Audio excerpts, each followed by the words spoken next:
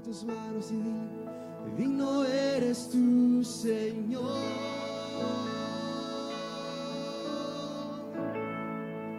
Digno eres tú, Señor.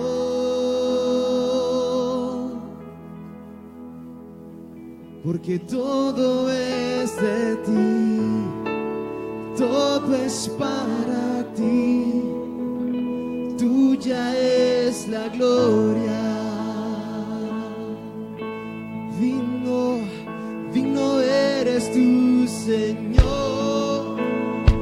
Te cantamos a ti. Digno eres tú, Señor.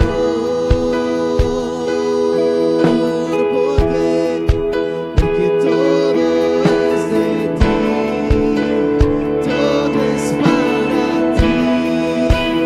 Tuya es la gloria.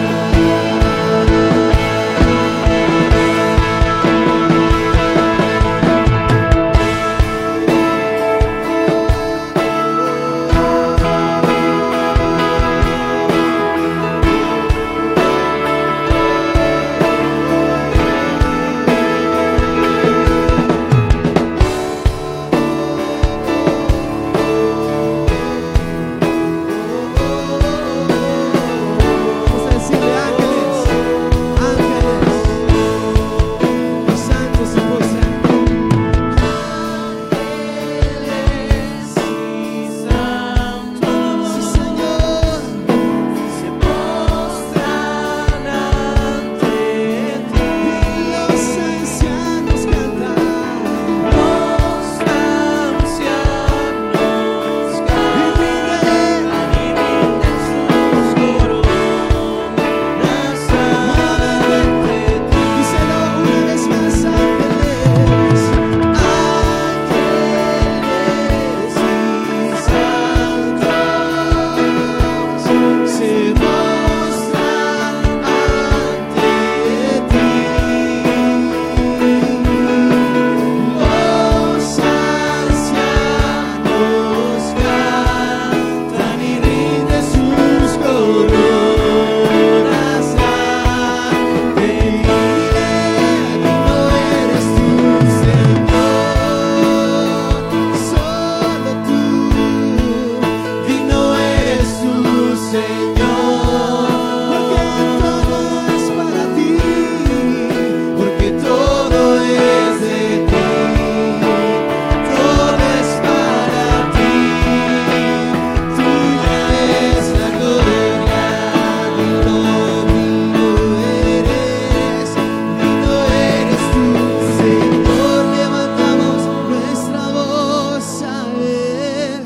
Digno eres tú, la iglesia le canta a Él, porque todo es de ti, todo es para ti. Tuya es la gloria. Digno eres tú, Señor.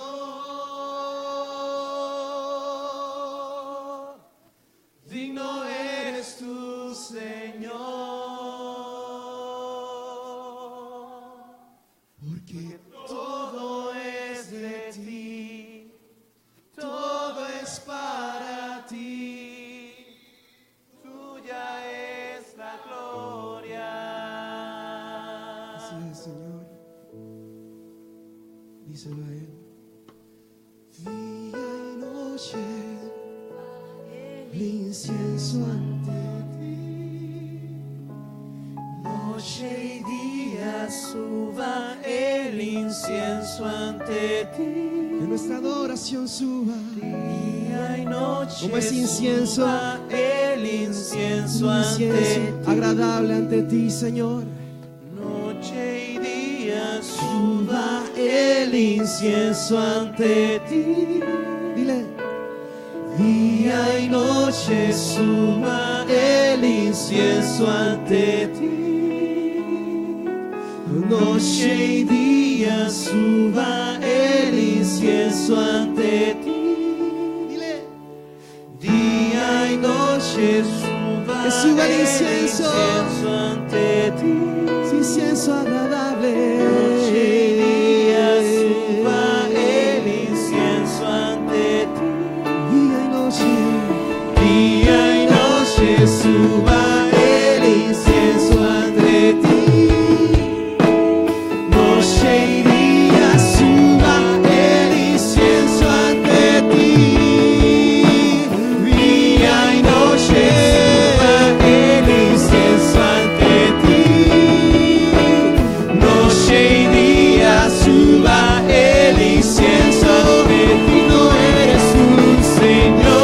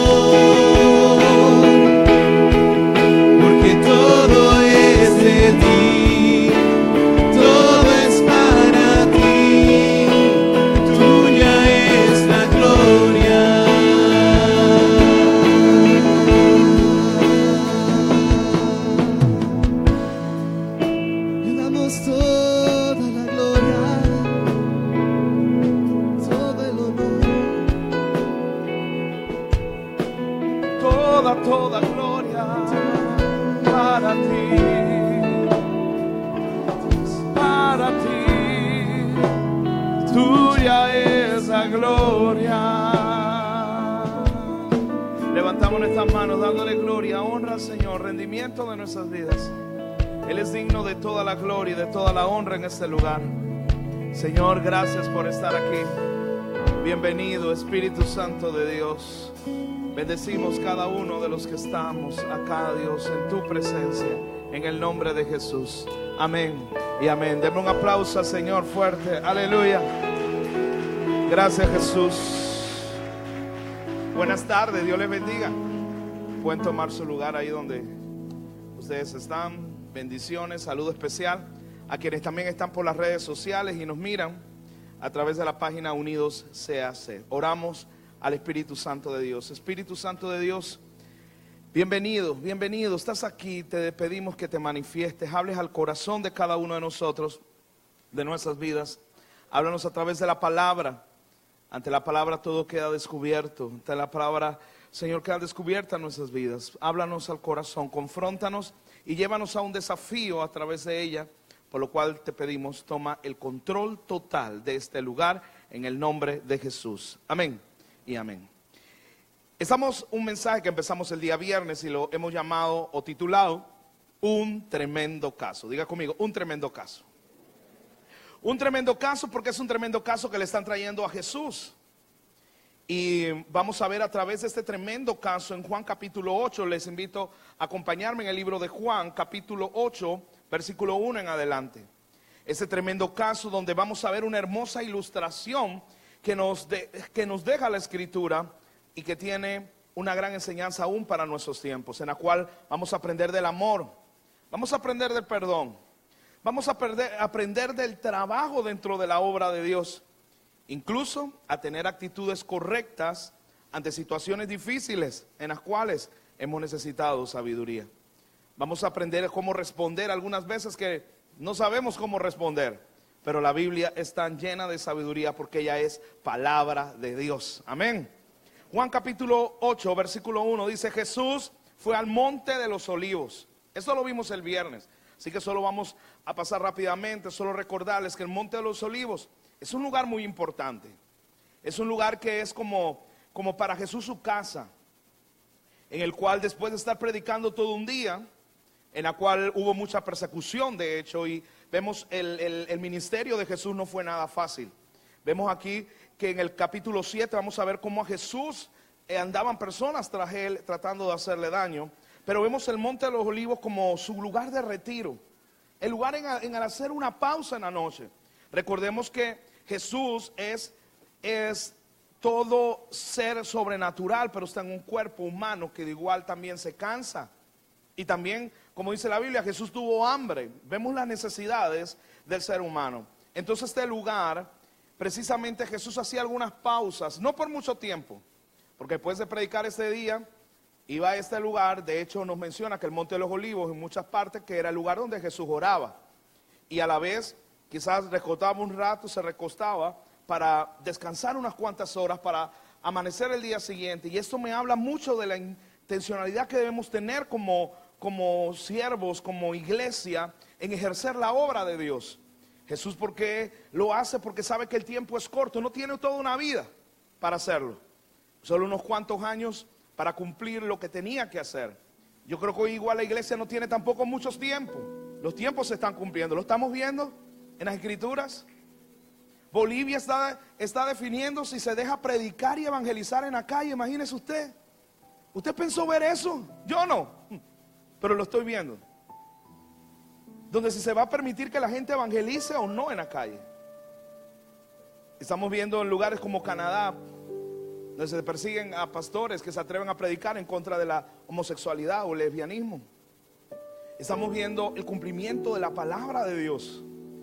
Yo creo que ninguno de nosotros nos puede ser de casualidad lo que vemos en las noticias. Hay una agenda establecida. Damos gracias al Señor que Panamá sigue estando como siempre atrasadita en la agenda. Pero la iglesia igual tiene que seguir luchando. No nos podemos quedar callados. Aunque en algunas veces vamos a caer mal, pero esto es lo que vamos a ver en este mensaje. Jesús es un Dios con los brazos abiertos y misericordia, pero sí confronta el pecado. Porque hay que llamar pecado a lo que es pecado. Igual Dios aborrece el pecado, pero no tiene amor y misericordia al pecador. Pero vamos a ver esta historia. Entonces ahí está Jesús en este lugar. Y me gusta mucho porque Jesús hace una pausa. Y dice que para que el conocimiento nos alcance, tenemos que hacer pausas en nuestras vidas. Y yo veo a Jesús haciendo una pausa. Yo veo a Jesús haciendo como eso. Cada uno de nosotros necesitamos hacer retiros, hacer pausas en nuestras vidas, en nuestros quehaceres. Incluso a veces hasta pausa entre tanto trabajo y tener tiempo familiar, tiempo con los hijos. Entonces yo veo a Jesús dentro de su humanidad haciendo una pausa en un lugar importante. Porque el libro de los Hechos dice que el Monte de los Olivos es el lugar donde Jesús ascendió a los cielos. Y Zacarías nos dice en la palabra que es el lugar donde Dios comenzará a redimir los muertos. Y fíjense si los judíos se tomaron eso tanto en serio, que se considera que de los tiempos bíblicos a esta época hay más de 150,000 tumbas en el Monte de los Olivos. Así que mientras muchos tenían una casa para ir a recostar su cabeza y descansar, Jesús tiene el Monte de los Olivos. Y Jesús se fue al Monte de los Olivos. A pesar de que el ministerio no está siendo fácil, que hay malas intenciones, hay lucha. Y esto también me lleva a seguir pensando. Por eso me detuve en el versículo 1. Porque sigo viendo el ministerio de Jesús. Hay gente que renuncia a su trabajo. Hay gente que deja de hacer cosas en la iglesia porque alguien lo miró mal, porque alguien no le dio una buena contestación, porque alguien no lo saludó. A Jesús lo están persiguiendo. A Jesús lo están llamando mentiroso. A Jesús lo están llamando falso. Pero ¿sabes qué? El día siguiente de nuevo está ahí, temprano, enseñando la palabra. Mire lo que dice el versículo 2, por la mañana. Se fue al Monte de los Olivos, descansó un rato, oró y habló con papá. Pero cuando la Biblia dice y por la mañana, y cuando voy a ver el original, se refiere a de madrugada. ¿Se están dando cuenta? Jesús quería estar temprano, bien temprano, de madrugada se presentó al templo. ¿Por qué en el templo? Porque el templo no solo era el lugar concurrido, sino que era el lugar santo, sino que también era un lugar muy concurrido de personas. Sigo viendo la intencionalidad de Jesús, llegando donde hubiera más personas. Llega de madrugada. Y yo aquí hablábamos el viernes que qué importante buscar a Dios de madrugada. Si no lo has hecho, quiero desafiarte como pastora que busques a Dios de madrugada. Búscalo a las 5 de la mañana. Por algo el salmista decía: temprano yo te buscaré, de madrugada me acercaré a ti. Mi socorro ha sido tú. Cuando tengas problemas, busca a Dios de madrugada. Yo no sé si es que las líneas están más desocupadas porque los cristianos están durmiendo. La gente dice: el que madruga a Dios lo ayuda, lo dice la Biblia. No, eso no lo dice la Biblia, pero sí nos da a entender que cuando buscamos a Dios de madrugada, encontramos el favor y la gracia y las puertas abiertas del Señor. Búscale de madrugada, porque Él es nuestro socorro y nuestro ayudador. ¿Por qué no levantas tu mano y lo dices? Temprano yo te buscaré,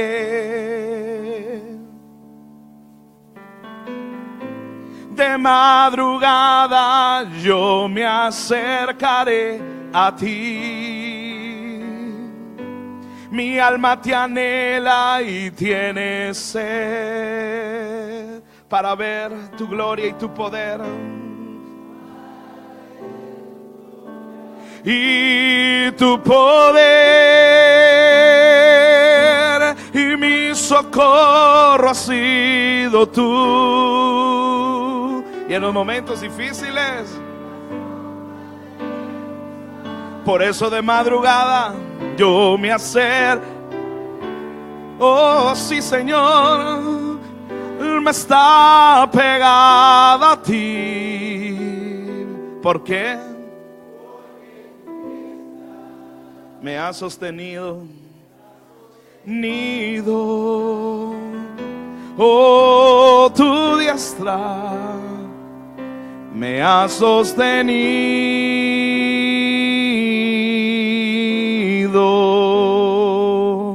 Yo los desafío: busquen a Dios de madrugada. Y cuando nosotros queremos hacer bien las cosas para Dios y para los hombres, procuramos hacerlo y levantarnos temprano, porque si nos levantamos bien temprano, el día le sacamos bastante provecho. Pero hay veces que la madrugada para algunos son las 11 de la mañana. Así que para algunos este culto es el culto de la madrugada. Otra cosa interesante en ese versículo dice que muy de mañana vino al templo y sentado le enseñaba. No era la postura más común de enseñar sentado, pero Jesús siempre rompe los moldes.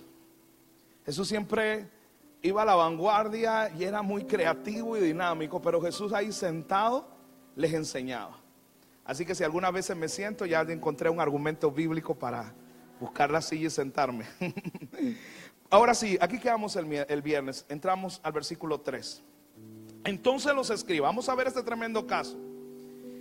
Entonces los escribas y fariseos le trajeron una mujer sorprendida en adulterio. Y poniéndola en medio, le dijeron: maestro, esta mujer ha sido sorprendida en el acto mismo del adulterio. Repita conmigo: en el acto mismo del adulterio. Y en la ley se nos mandó, en la ley de Moisés, que apedreáramos a tales mujeres. Tú pues, ¿qué dices? Y aquí vamos a ver más adelante que aquí hay una verdad a media. Mas esto decían tentándoles para poder acusarle. Pero Jesús, inclinándose hacia el suelo, escribía en la tierra con el dedo. Ciertamente el adulterio era penado según la ley de Moisés, era condenado con la muerte. Ellos se la traen a Jesús y la ponen en medio de él. Imaginémonos la escena, vamos a introducirnos en esta historia. Recuerdan, Jesús llegó temprano, las multitudes lo buscaban. Esa es la causa de la rivalidad y la envidia de estas personas que persiguen a Jesús. Porque la gente quiere escuchar, no los quieren escuchar a ellos, pero quieren escuchar a Jesús. Entonces ellos están muy enojados. Entonces Jesús llegó temprano y se amontonó la gente, está sentado, quizás contándole una historia, una parábola, y la gente conectada, y de repente es interrumpido esa imagen, esa escena donde está todo el mundo conectado, y llegan con esta mujer con el alboroto diciendo, y la ponen en medio de la gente, en medio de Jesús, y interrumpen la enseñanza de Jesús. Y este acontecimiento, llega esta multitud y le interrumpe y le dicen: ¿qué hacemos con esta mujer? La ley dice que debemos apedrearla, debemos matarla, porque ha sido encontrada en el mismo acto del adulterio. Pero como dice el texto, la intención de ellos, ¿cuál era? La intención era exponer a Jesús, y le traen un caso difícil. lo lógico era que esta mujer fuera llevada al Sanedrín, que era el tribunal competente para ver este delito. Pero ellos le traen a Jesús porque hay una intención, porque al que quieren juzgar verdaderamente es a Jesús, no a la mujer. Y de la misma manera muchas personas, y llama la atención porque ellos llegan, ¿y cómo llamaron a Jesús? Maestro. Pero el día anterior lo estaban llamando mentiroso. Vienen y le traen, llaman a Jesús maestro y aparte le dan la autoridad del Sanedrín. Qué interesante, porque así son los enemigos.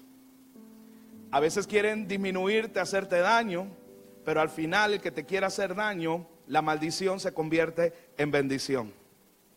El que quiera levantarse contra ti, como dice el Salmo, dice, aunque el enemigo quiera levantar guerra, él tropieza y se cae.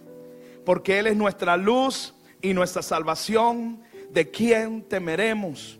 Jehová es la fortaleza de nuestras vidas. ¿De quién nos atemorizaremos?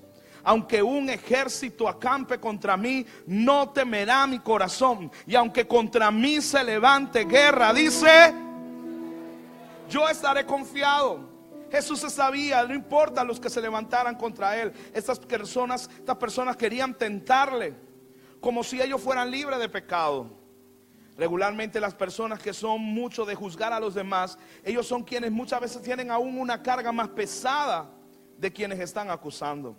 Y hay veces que estamos viendo la basurita en el ojo ajeno y en el de nosotros hay un tronco como de este tamaño. Hay veces que estamos arrojando piedras al techo del vecino y nuestro techo es un techo de cristal. Entonces muchas veces vemos como esta gente, y el punto es que cada vez que estas personas tratan de disminuir a alguien, ellos mismos también se están disminuyendo. Entonces vemos que ellos traen a esta mujer, interrumpen la enseñanza de Jesús, la ponen en medio, y estos fariseos y escribas están esperando dos respuestas: la respuesta de condenación o la respuesta de absolución, de decir apedréenla o no lo hagan. Pero ellos tienen planes, intenciones. Ellos tienen malas intenciones, tienen planes. Entonces ellos esperan dos respuestas. Uno, que la condenase según la ley. Pero lo que pasa es que si Jesús la condenaba según la ley, entonces iba a ir en contra y no era congruente el mensaje que Jesús estaba trayendo y lo que se había profetizado, que el Salvador no venía a condenar, sino que venía a salvar. Entonces ellos estaban trayendo, y en algún momento podían decir y traer y levantarse contra Jesús y decir de que Él estaba tomando un lugar porque tampoco le pertenecía a Jesús en ese momento, humanamente, porque espiritualmente sí tenía la autoridad, pero le tocaba al Sanedrín. ¿Qué decía la ley? Mire lo que decía la ley, Deuteronomio 22:22. Si fueren sorprendidos algunos acostado con una mujer casada con marido, ¿qué dice ahí? Ambos morirán. El hombre que se acostó con la mujer y la mujer también, así quedará el mal, así quitarán el mal de Israel. Levíticos 20:10. Si un hombre cometiera adulterio con la mujer de su prójimo, el adúltero y la adúltera indefectiblemente, o sea, ineludiblemente, ambos serán muertos. Entonces yo pregunto, ¿dónde está el hombre? ¿Cómo fue encontrada la mujer? En el acto mismo del adulterio. Entonces si la mujer fue encontrada en el acto mismo del adulterio, ¿dónde está el hombre? ¿Por qué solo trajeron la mujer? Tenían ¿qué decía? Leímos en Levítico, ambos. ¿Qué leímos acá también en Deuteronomio? Ambos necesitaban morir. Pues yo me pregunto, ¿por qué no trajeron al hombre también? ¿Dónde fue a parar el hombre sorprendido en el mismo acto también del adulterio con la mujer? ¿Por qué no lo trajeron? ¿Por qué no lo pusieron también a la par de aquella mujer? Pues ¿sabe cuál es la respuesta? A ellos no les interesaba condenar el pecado de la mujer. Ellos venían para condenar a Cristo. Ellos no estaban interesados en apedrear a aquella mujer. Ellos realmente estaban esperando la respuesta acusatoria o de absolución del pecado de la mujer para poder acusar a Jesús. Porque si lo contrario es, en vez de decir Jesús, apedréenla, pues si Jesús decía perdónenla, pues también lo iban a acusar. ¿Sabe qué? Lo iban a acusar por ir en contra de la ley. Lo iban a acusar por sedición y podían llamar a los soldados romanos a que vinieran y que Jesús fuera apedreado. Entonces, si respondía sí, había consecuencias. Si respondía que no, también las había. Qué terrible caso. Qué difícil decisión. Por eso yo le puse este mensaje, un tremendo caso. Diga conmigo, un tremendo caso. Pero lo que ellos no entienden es que no están tratando con un hombre normal. Lo que ellos no comprenden es que no están hablando de un ser humano natural. Están hablando del Hijo de Dios. Y el Hijo de Dios es omnisciente. Tiene toda sabiduría. Miren lo que sigue diciendo el versículo 6. Mas estos decían, ¿cómo? Tentándole. ¿Para qué? Para acusarle. Ellos lo tentaban y lo acusaban, pero Jesús, inclinándose hacia el suelo, escribía en la tierra con el dedo. Según los estudiosos, hay 4 razones por qué cuando traen a esta mujer y la arrojan en medio de la enseñanza que estaba dando Jesús, Jesús lo que hace es inclinarse y comenzar a escribir en la tierra. Para algunos estudiosos o teólogos hay 4 posturas. Una de ellas, uno es que la mujer fue encontrada en adulterio en el acto, lo que quiere decir que posiblemente estaba desnuda o semidesnuda. Cuando ellos vienen y la tiran ahí enfrente a Jesús, Jesús quizás en un acto de respeto, porque ya esa mujer está siendo acusada, expuesta públicamente, pues Jesús no venía con la intención de acusarla. Jesús prefiere ni voltear a ver y está ahí, sigue escribiendo, ni le puso atención a lo que ellos estaban haciendo. Esa es una postura. Otra postura, algunos dicen que comenzó a escribir los pecados de todos los que estaban ahí. Una tercera postura es que algunos dicen que pudo haber comenzado a escribir los 10 mandamientos. Y una cuarta postura es que los jueces en algún momento siempre comenzaban a escribir la sentencia para luego leerla y darla públicamente. Lo interesante y lo importante no es lo que Jesús escribió, porque si Jesús hubiera querido, o el Padre, que quedara registrado que era lo que había escrito en tierra, hoy lo supiéramos. Y quizás era una interrogante, porque nadie sabe qué fue lo que Jesús escribió. De hecho, es la única parte en la Biblia que dice que Jesús escribió. Entonces debió haber sido bien interesante. Y yo me imagino que los tiempos de allá no son muy distintos a los de acá, que hay los vidas ajenas. Yo imagino a algunos tratando de ver qué era lo que Jesús estaba escribiendo. Pero nadie sabe, la Biblia no lo dice. Pero dice el versículo 7, que como insistían en preguntarle. ¿Se acuerdan? Trajeron la mujer, la tiraron. Jesús ignora lo que ellos están haciendo y comienza a escribir, pero ellos comienzan a insistir, a preguntar, a decir, ¿qué hacemos con esta mujer? Y dice que él entonces, ¿qué hizo? Se enderezó y les dijo, el que de vosotros que esté libre de pecado, tire la primera piedra. E inclinándose de nuevo hacia el suelo, siguió escribiendo en la tierra. Así que vienen, le tiran a la mujer. Jesús trata de ignorar eso, se agacha, comienza a escribir. Y podemos meternos en esa escena. ¿Cómo usted cree que estaba la gente? Así. Porque yo creo que hicieron un silencio. Porque al decirle ellos, ¿qué hacemos? Y al agacharse Jesús, yo me imagino que atrajo todas las miradas, porque Jesús lo que está haciendo de la escena más solemne, captar la atención, porque todo el mundo, imagino, quedó viendo qué era lo que iba a hacer Jesús. Como él estaba como escribiendo y no decía nada, ellos insistían. Y yo me imagino que cuando Jesús se comienza a enderezar, ¿usted qué cree? Todo el mundo de nuevo, ¿qué irá a decir Jesús? ¿Irá a decir que la apedreen? ¿La perdonará? ¿Qué irá a hacer? Yo imagino que todo el mundo estaba atento en esa escena. Pero Jesús nuevamente se levanta y le dice, ok, el que esté libre de pecado tire la primera piedra. Y siguió escribiendo en la tierra. Entonces aquí me da la respuesta cómo se puede resolver un tremendo caso. ¿Sabe cómo? Número 1, guarda silencio y no le des importancia a lo que la gente esté diciendo. Porque Jesús sencillamente se hizo el sordo, no les contestaba, se inclina. Y Jesús sabe qué era lo que estaba haciendo con ese espacio de tiempo. Dándole la oportunidad al Espíritu que les hablara a sus conciencias. Porque si algo he aprendido en la Biblia, que Dios siempre nos da oportunidades. Dios siempre nos da el tiempo de reflexión y el tiempo de preguntas de Él a nosotros, para que podamos reconocer nuestro pecado. Mientras Jesús no le contestó y seguía escribiendo, Jesús está callado porque está dejando que el Señor les hable, y también Él está leyendo las conciencias y los corazones de los que estaban ahí y de aquella mujer también. Entonces Jesús está siendo bien claro en lo que Él está haciendo.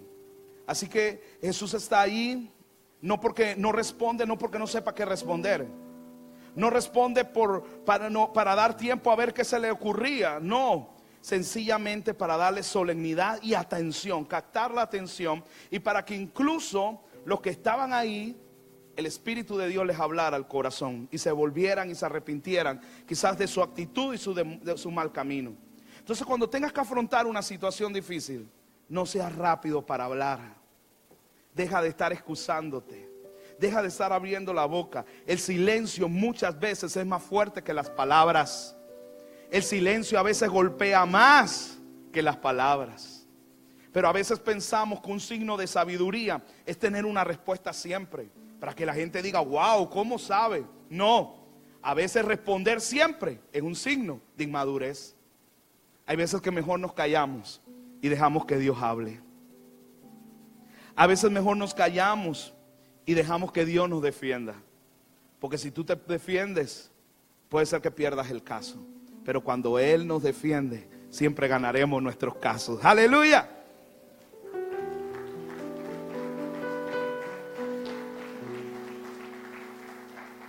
Y es por eso que nosotros muchas veces mejor pensemos antes de hablar. Porque a veces lo que soltamos ya no lo podemos volver a recoger. Puedes tratar de arreglarlo, emparapetarlo, pero lo que se soltó no se vuelve a recoger. Y muchas veces nos podemos meter en grandes problemas.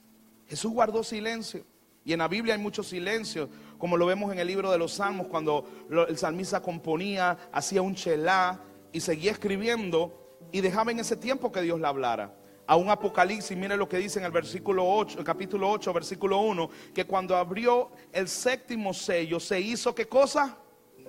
Silencio en el cielo como por media hora. Así que los silencios de Dios son muy significativos y le agrega valor al momento. Así que cada uno de nosotros, Jesús en este momento, número uno, para resolver este caso, guardó silencio. Dejó que el Espíritu trabajara en el corazón de ellos. Antes me decía una hermana de la iglesia que es jueza de familia, me decía, pastor, fíjese que a veces yo hago esa técnica cuando comienzan las partes y a lo mejor se acalora, yo me quedo callada, dejando que ellos mismos se escuchen. A veces necesitamos dejar que la misma gente se escuche, porque hay gente que está taca, y hablando y ellos no se escuchan, hasta que mejor tú te callas, que ellos se escuchen y se den cuenta de las babosadas que a veces están diciendo. Entonces mejor guarda silencio. Cuando guardamos silencio, Dios habla por nosotros.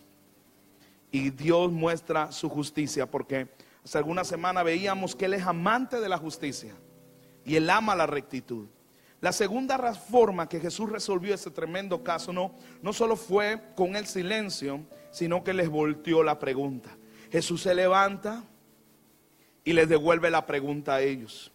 Bueno, el que de vosotros esté sin pecado, sea el primero en arrojar la piedra. Al enderezarse para darle mayor peso a la respuesta, y puedo ver que cada postura de Jesús, agacharse, levantarse, sentarse, Jesús todo lo hacía con una intención, aún en eso demostrando su sabiduría. Ante la insistencia de esta gente, Jesús se endereza para añadir peso y majestad al veredicto, dando una respuesta inesperada. Porque esa no era la respuesta. Recuerden, ellos están esperando que diga que la apedreen o que no le hagan nada. Pero la respuesta inesperada está llena de la omnisciencia, sabiduría, conocimiento y pureza de Dios. Es ahí lo que nosotros aprendemos cuando aprendemos a callar y en el silencio Dios te habla y Dios te da una respuesta inesperada, lo que la gente no está esperando que tú respondas. Y como dice la Biblia, aún en Romanos 2:1, por lo cual eres inexcusable, oh hombre, quien quiera que seas tú que juzgas, pues en lo que juzgas a otro te condenas a ti mismo. Porque tú que juzgas haces lo mismo. Y dice que con la misma vara que medimos, también seremos medidos. Así que tengamos cuidado cuando nosotros queremos ejercer, porque en algún momento queremos es levantarnos y hacer ver que somos más espirituales. Pero lo que estamos haciendo también es disminuirnos a nosotros mismos. Cada vez que tendemos a juzgar a los demás, primero debemos reflexionar en nuestros pecados. Debemos reflexionar en nuestros errores. ¿Sabe por qué? Porque nosotros desconocemos lo que está viviendo la otra persona. Pero nosotros sí muy bien conocemos nuestros motivos y nuestras circunstancias. Por eso la Biblia dice que tengamos mucho cuidado. Como le dije, no arrojemos piedra al techo ajeno cuando en nuestro techo puede ser que sea de cristal. En el libro de Santiago nos menciona de pasada el adulterio, pero nos muestra una gran porción sobre el pecado de la lengua. Entonces muchas veces consideramos algunos pecados más fuertes que otros, pero ante Dios pecado es pecado. A veces tratamos de condenar a los que parecen los pecados más visibles, pero hay pecados que siguen siendo pecados y que contaminan, dañan y destruyen, y traen muerte y destrucción, como son los pecados de la lengua. Los escribas y los fariseos quedaron fulminados con esa respuesta de Jesús. No se atrevieron a seguir tentando a Jesús a dar una respuesta. Jesús le dijo, bueno, el que esté libre de pecado tire la primera piedra. Tampoco se atrevieron a seguir condenando y queriendo apedrear a esta mujer. En pocas palabras, les estaba dando a entender que aquellos que se creían acusadores y justos y buenos, pues quizás tenían peores pecados que los de aquella mujer. Entonces mire lo que dice en el versículo 9. Léalo conmigo. Pero ellos al oír esto, ¿qué dice ahí? ¿Acusados por quién? Entonces es donde yo no creo que era por lo que Jesús estaba escribiendo. Ellos fueron acusados por su propia conciencia. ¿Cuándo? Mientras Jesús escribía, ellos estaban siendo confrontados por su propia conciencia. ¿Cuántos de nos podemos imaginar cuando Jesús se levanta y los voltea a ver? ¿Cómo usted cree que era la mirada de Jesús? Yo imagino que cuando Jesús miraba, usted sentía que se sentía usted desnudo. Es como cuando usted se ha topado con alguien que es de oración y usted sabe que usted no anda bien, y esa persona nada más lo voltea a ver y usted siente, sabe mi pecado. La mirada sola te dice, sé lo que hiciste el verano pasado. Así tiene que haber sido la mirada de Jesús. Se sintieron confrontados y acusados por su propia conciencia. ¿Y cómo salieron? ¿Qué dice el texto? Salieron uno a uno. Pero lo que más me llama la atención, dice que comenzaron a salir uno a uno, comenzando desde los más viejos hasta los más nuevos, los más postreros. Y quedó solo Jesús y la mujer que estaba en medio. Algunos piensan, como le dije, que escribía los pecados en la tierra, pero la Biblia lo que dice que eran acusados por su propia conciencia. Algunos de ustedes han venido a un servicio y sobre todo cuando comenzaron a venir a la iglesia, de repente el pastor está predicando y pareciera que alguien le contó al pastor. Y muchos de ustedes a veces me dicen, pastor, me dijo alguien un día, pastor, ¿será que usted tiene cámaras por la ciudad? Pastor, ¿será que usted alguien viene y le cuenta? No, pero el Espíritu Santo de Dios sí. El Espíritu Santo, yo estoy predicando porque la palabra de Dios tiene vida. Hebreos 4:12 dice, porque la palabra de Dios es viva, es eficaz, es más cortante que espada de doble filo, que penetra, aleluya, y parte el alma y el espíritu, las coyunturas, los tuétanos, y discierne los pensamientos y las intenciones del corazón. Esa es la palabra de Dios. Y dice que no hay cosa creada que no sea manifestada en la presencia de Dios. Antes bien, todas las cosas están como desnudas y abiertas a los ojos de aquel a quien tenemos que dar cuenta. Aleluya. Por eso la palabra nos confronta. Por eso la palabra la sentimos tan personal.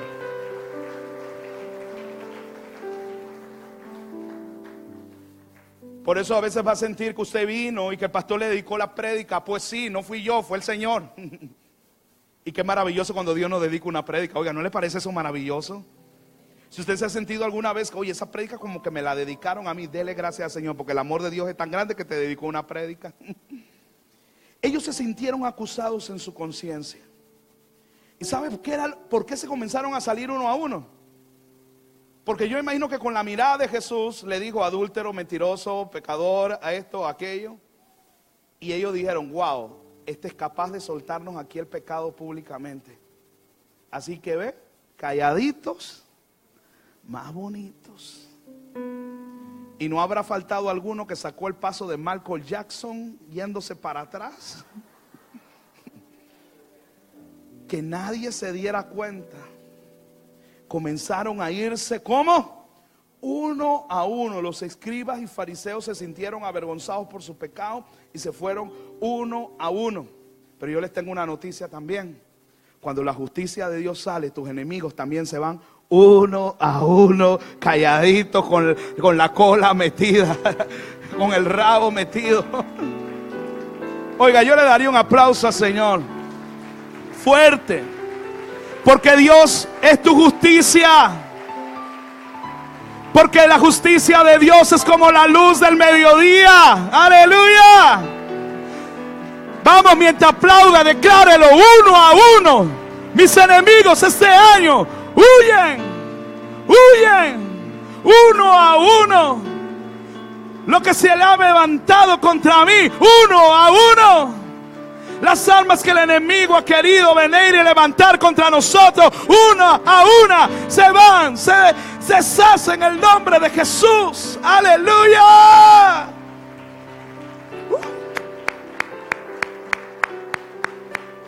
Dígalo conmigo, hay victoria. Ellos se fueron. No querían estar un momento más ahí.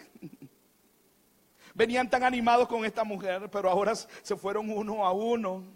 No les agrada estar ahí. Saben que Jesús sabe lo que están haciendo. Pero, ¿sabe qué me dio risa de este versículo cuando lo leía?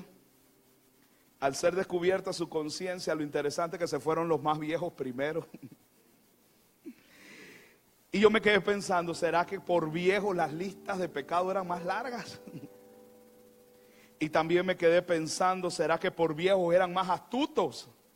Y esto dice, yo aquí no quiero estar. Porque dice que el diablo sabe más por viejo que por diablo. Y algunos que están aquí saben más por viejos que por diablos. Los más viejos vivos que fueron, se fueron primero. Y claro, ya los demás también se fueron retirando, disimulando su derrota una vez más. Al final, ¿quién quedó? Jesús dice que quedó solo Jesús y la mujer que estaba en medio. Es interesante que la mujer no haya salido huyendo también, que no haya tratado de escapar y que se quedara ante quien parece que va a ser el juez y puedes dictar una sentencia. Pregunta, ¿Jesús podía dictar una sentencia? Él no tenía pecado. O sea que Jesús sí podía arrojar la piedra. Pero lo interesante es que si ellos fueron también acusados por su pecado en la conciencia, ninguno se quedó. No hubo un arrepentimiento. Porque alguno de ellos pudo haber dicho, yo también soy pecador. Pero todos se fueron uno a uno. ¿Sabe que hay gente que no va a querer cambiar? ¿Sabe que hay gente que no va a querer dejar el pecado? Hay gente que van a recibir la palabra, van a sentir la confrontación, pero no quieren cambiar sus vidas. Y así mismo, uno a uno vuelven atrás. De la misma manera como esta mujer recibe misericordia, algunos de los que estaban ahí hubieran podido recibir misericordia. Pero qué hermoso cuando nosotros, a pesar de que tengamos que asumir consecuencias, esta mujer no salió huyendo, sino que decidió que su caso fuera llevado al tribunal del Señor. Porque si dejamos las cosas en las manos del Señor, su sentencia será justa para nosotros. Así que así termina este proceso de juicio. Versículo 10. Enderezándose Jesús y no viendo a nadie sino la mujer, le dijo: mujer, ¿dónde están los que te acusan? ¿Ninguno te condenó? Y ella respondió y dijo: ninguno, Señor. Dígalo conmigo: ninguno, Señor. Entonces Jesús le dijo: ni yo te condeno, vete y no peques más. Otra vez Jesús le habló diciendo: yo soy la luz del mundo. El que me sigue no andará en tinieblas, sino que tendrá la luz de la vida. Es muy probable que la mujer estuviera temerosa, temblando. ¿Cómo se hubiera sentido usted al ser expuesto públicamente? Ella no sabe cuál iba a ser la sentencia de Jesús. Ella no sabe cuál era la decisión. Ella no sabe cuál era lo que Jesús iba a pronunciar contra ella. Pero, diga conmigo, pero, así como Dios es tan severo con el pecado, a su vez también expresa su amor y su misericordia. En Números 14:18 dice: Jehová, tardo para la ira y grande en misericordia. Gracias a Dios que Él es tardo para la ira y grande en misericordia. Podemos agradecer a eso al Señor, que perdona la iniquidad y la rebelión, aunque de ningún modo tendrá por inocente al culpable, y que visita la maldad de los padres sobre los hijos hasta la tercera y la cuarta generación. Así que el Señor es severo con el pecado, pero ama al pecador. Y eso es una tela muy delgada, que por eso como pastor me toca decirlo, porque estamos viviendo tiempos difíciles. Y si yo lo uno con el versículo 1 y 2, viendo la intencionalidad de Jesús de poder llegar a muchas personas, Jesús le dice a esta mujer: vete y no peques más. En ningún momento le está queriendo decir que no importa que peque. Le está diciendo: vete y no peques más. Lamentablemente cada día veo más ministerios, ministros que comienzan a llevar un ministerio y una predicación light, en la cual ya no quieren llamar pecado al pecado. No lo digamos, para que todos vengan. Escuchaba uno: venid como sos. No importa, fuma, toma, peca, adúltero, fornicario, haz lo que quieras. Pero la iglesia está llamada a llamar pecado, pecado. Sin confrontación no hay corrección. Y la iglesia necesita, porque el evangelio escrito en la palabra de Dios dice que cielo y tierra pasará, pero su palabra permanece y no cambia. Yo no puedo amoldar la palabra para conveniencia de muchos. Hoy los hombres hablan de la libertad y los derechos del ser humano, pero da la casualidad que en medio de esa libertad y esos derechos, el fin final es venir contra la iglesia.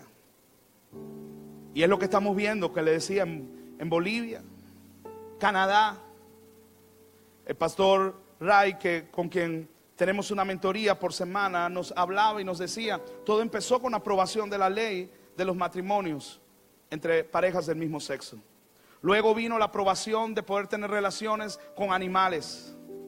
Hoy, nos decía, se está debatiendo sobre la eutanasia. Y él decía: luego tendremos en algún momento, y él se lo expresaba a la iglesia. De hecho, cuando estuvimos por allá, hemos construido este edificio, hemos construido estos auditorios.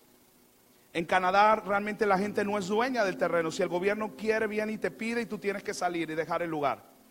Y él dice, por el evangelio ellos han sido perseguidos, han puesto al pastor en los periódicos por llamar la homosexualidad pecado, por llamar el lesbianismo pecado, lo han expuesto en los periódicos. Pero él dijo, si tenemos que perder toda esta infraestructura por la verdad del evangelio, que se pierda, porque Dios no viene por templos hechos de manos de hombre. Dios viene por templos vivos que se guarden en santidad, y que cuando el Señor venga seamos encontrados en entera santidad, que seamos encontrados en integridad.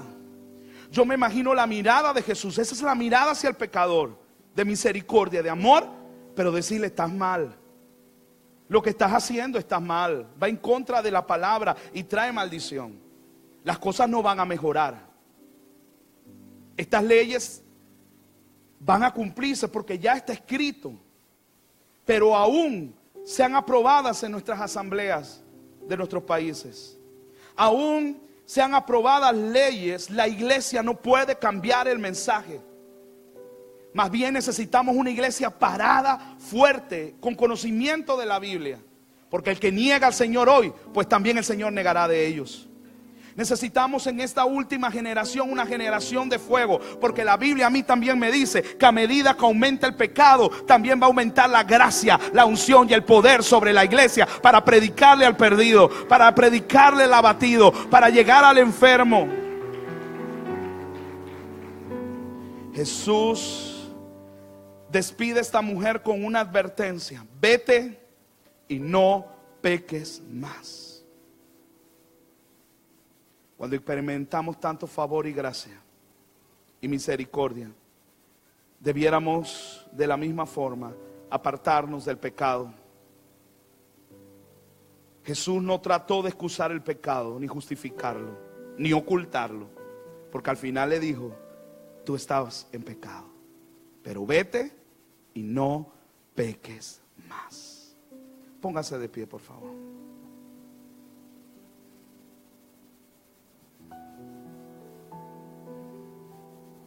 Yo quiero orar dos cosas antes de concluir. Quiero invitarle a cierre sus ojos y deje que el Espíritu de Dios le hable al corazón. Dice que fueron acusados por su propia conciencia. Esta tarde permite que el Espíritu Santo hable a tu mente y a tu corazón. Deja que el Espíritu Santo de Dios te diga lo que no está bien. Si necesitamos ser acusados en nuestra propia conciencia esta tarde, dejemos que el Espíritu lo haga. Mientras mi hermano toca el teclado, hagamos una pausa y dejemos que el Espíritu nos hable.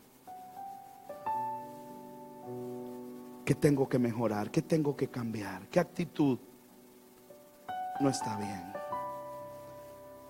Haz una pausa, quédate en silencio y deja que el Espíritu te hable.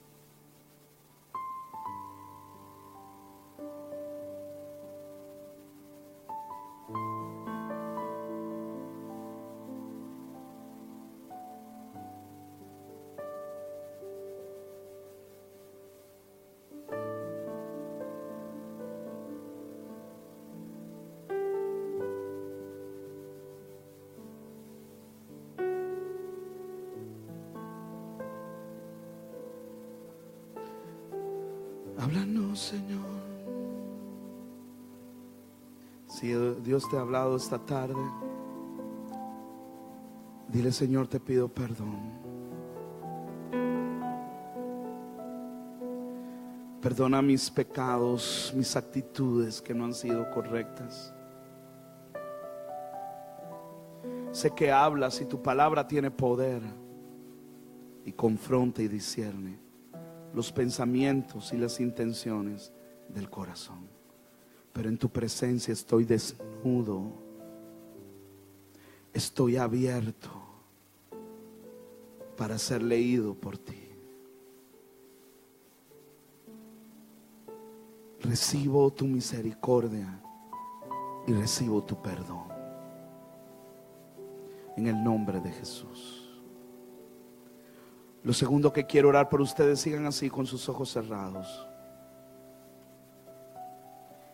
es que al ver en el versículo 1 y 2 tanta intencionalidad de llevar el evangelio de Jesús, las buenas nuevas de salvación, yo quiero orar para que así de la misma forma el Señor te ponga nombre de personas, te ponga imágenes en tu mente de personas a las cuales esta semana necesitas llevarle la buena noticia de salvación.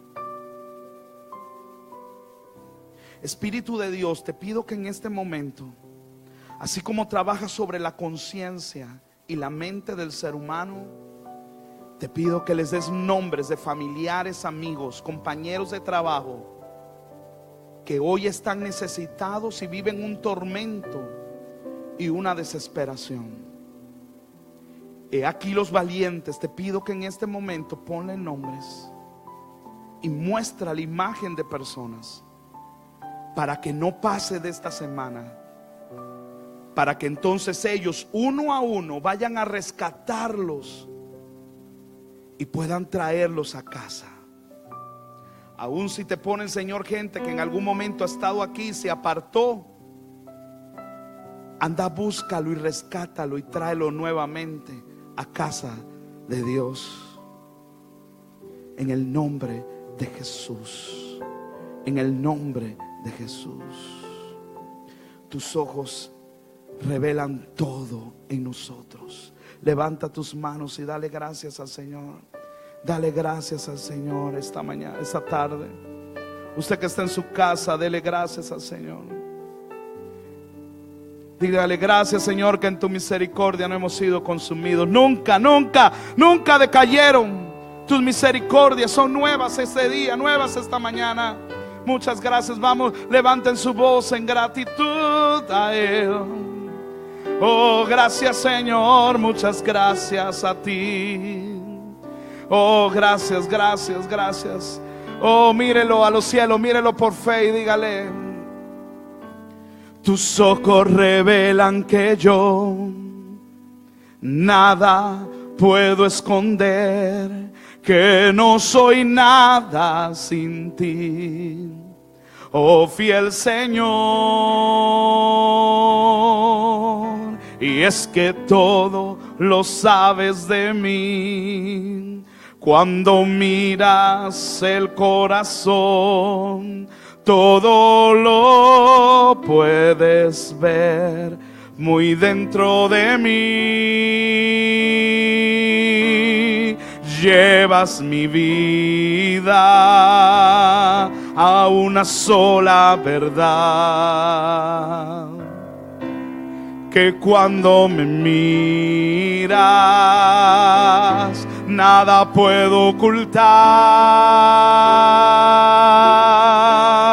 Y yo sé, dice la iglesia,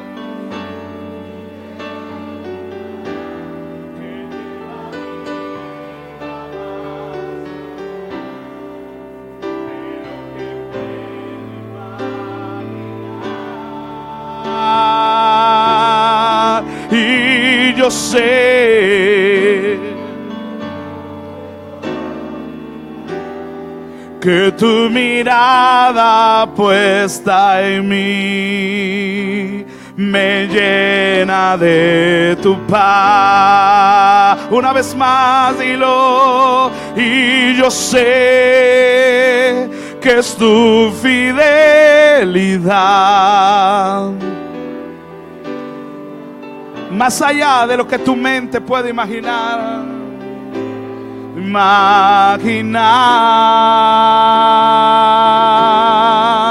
Y yo sé que no puedo puedo negar que tu mirada puesta en mí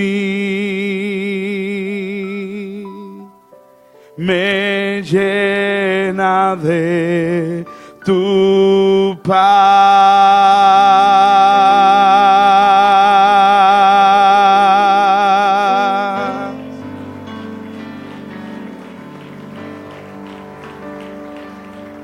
Padre, sella esta palabra en el corazón de la iglesia y llévalos al desafío de esta semana de poder compartir el evangelio y ganar a otros, ir y hacer discípulos en el nombre de Cristo Jesús. Amén y amén. Le damos otro aplauso al Señor. Puedes darle un abrazo a tu vecino y decirle: te amo en el amor del Señor. Puedes estrecharle la mano a tu vecino. Puedes darle una hermosa sonrisa y decirle: Dios te ama. Muchas gracias a quienes han estado en esta tarde escuchándonos. Dios les bendiga.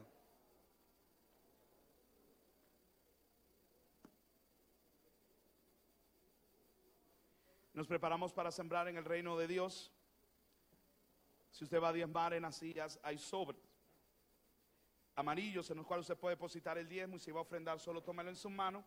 Ore a Dios, dele gracias al Señor, bendiga al Señor, bendiga la casa. Tremendo caso. Wow, qué mensaje. De verdad nos hace pensar en cuál es nuestra postura cuando vemos que una persona comete un error. Y también vemos que no siempre el que mucho habla o el que da una respuesta es el que es más sabio, sino que Jesús ahí nos enseña que a través del silencio también hay mucha sabiduría en algunas ocasiones. Bueno, si ustedes quieren volver a escuchar esta y otras prédicas anteriores, pueden entrar a nuestra página en soundcloud.com y ustedes buscan allí CAC Unidos. Ahí están todas las prédicas, incluso la de hoy, ya están en audio allí disponibles para ustedes. Si también les gusta más ver los videos, ustedes pueden entrar a nuestro canal de YouTube, CAC Unidos Play, y ahí encuentran todas las prédicas en video. Y bueno, también para las personas que no puedan estar los viernes y no se quieren perder estos mensajes, porque como ven, son por series de mensajes, pueden entrar a la página www.estereounidos.radiostream321.com. Allí nosotros los viernes a las 7 de la noche iniciamos una transmisión de audio de lo que pasa acá directamente en el servicio de ese día. Y bueno, pasamos a los saludos. Un saludo para Luis González, para Laurita Campos, para Yelka del Cid, que nos ve desde México, Olga Romero, para la familia Montoya Torres, para Natanael Caballero, Diana Serrano y para Jocelyn Orocu. Si es que bueno, les deseamos una semana bendecida, de mucho éxito, y nos vemos el próximo domingo a través de esta transmisión. Dios les bendiga.